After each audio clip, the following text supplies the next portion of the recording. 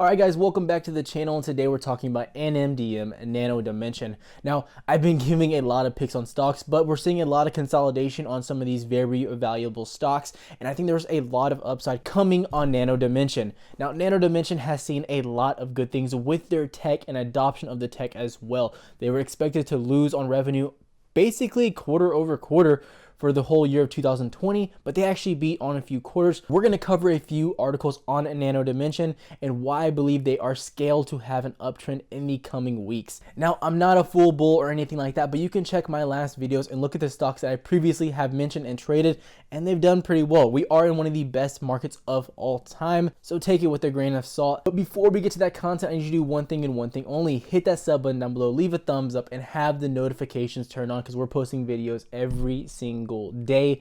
But let's not waste any more time. Let's get to it.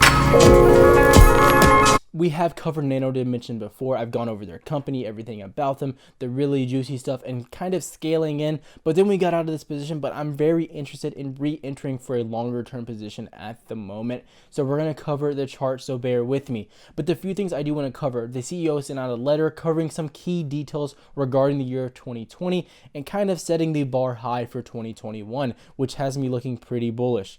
And then the second thing I want to cover is how Nano Dimension is spending the time and money trying to educate users on this overall subject and what they do with AME tech. So those are the things I want to focus on, and then look at the chart for the potential upside in the coming weeks.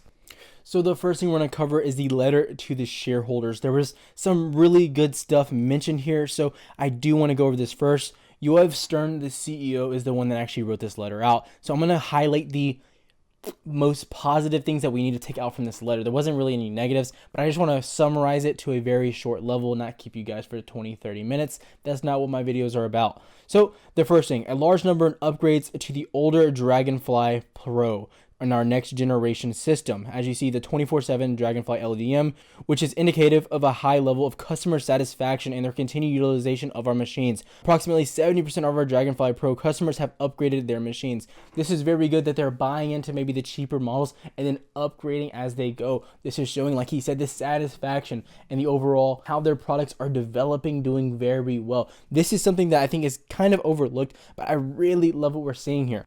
Number 2, revenue boosted by a reoccurring revenue model. We love when revenue starts going up, which includes the selling of dielectric and conductive materials used by the Dragonfly LDM for 3D printing. So that's good. We're getting those revenue boosting. Like I said, also they're scaling up their reoccurring memberships. That's huge for the company. So 2 revenue boosting things. We already love what we're hearing. Strong initial sales of our new Nano S, Nano services of proof of concept, prototyping printing of high PEDs.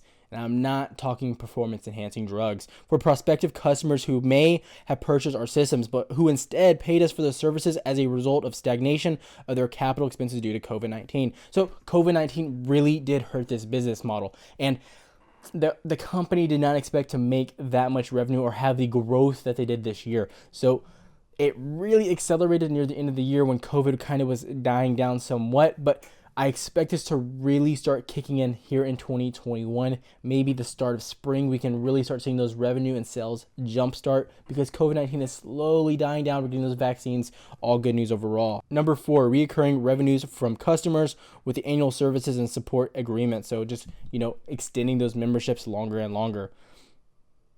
Sales to Pacific Rim customers who recovered earlier from the COVID-19 pandemic and started to buy machines in November 2020. Dragonfly LDM was sold to an Academy of Engineering Physics, as well as 2 other customers in the APAC region. So we're seeing as this COVID-19 pandemic is, backing off of some of these places, that they're scaling back into this product, spending more money. They're having more money to spend on these type of things because they're not spending so much on the COVID prevention, which is pretty big, that companies are having more money to, throw out to really investing in their company as well. So we love that here, and we're seeing that their CEO has a point with what he's saying, that COVID-19 really held them back, and so we can really see a major jump in revenue, which is what we love to see. Growth equals an increase in stock price. That's what we love to see overall. And if we're growing as a company and the stock price is not increasing, that means that we just need to keep buying. That's always my rule of thumb, not financial advice. Do your own DD. He concluded the overall message: COVID-19 is still in full force in Europe and the US. Our working assumption is that once it phases out, we should experience a slingshot effect. You love to hear it. on sales on sales as a result of the removal of restrictions on capital spending, supplier visits, and travel by our customers and prospects.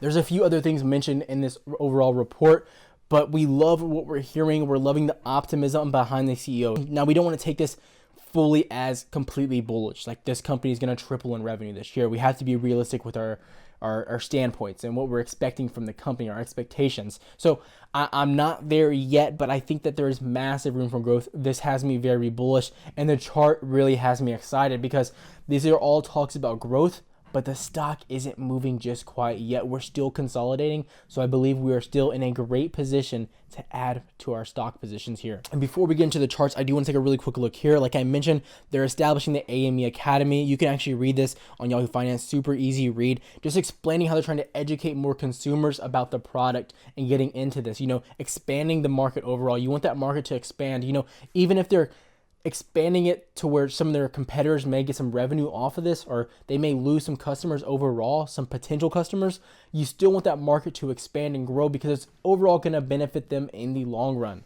So I do like that. I'm not going to go too deep into this, but I like that they're educating and trying to expand the market as much as possible. But let's look really quick at the charts. Okay, so this is what we're going to look at. This is basically the 25th, 22nd of January at this point right here, and I really like what I'm seeing. So as you see, we made this local high right here about the 21st, 22nd of January, give or take.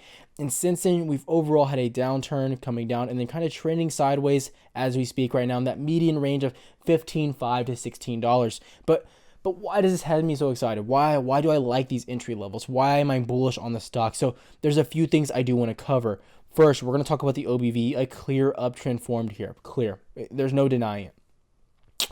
Also, even though we have such a strong uptrend here, we're not really seeing those highs where we're at now. Even though the OBV is pretty much near that all-time high range, the buying power and the buyers are there, and they're showing a lot of momentum to that upside. So that's one thing I do want to point out here. Two, I want to point out that we're holding this overall monthly level of February looking very, very strong. Every time we've come down and tested it, we've had a very strong bounce back to that upside. You love to see it.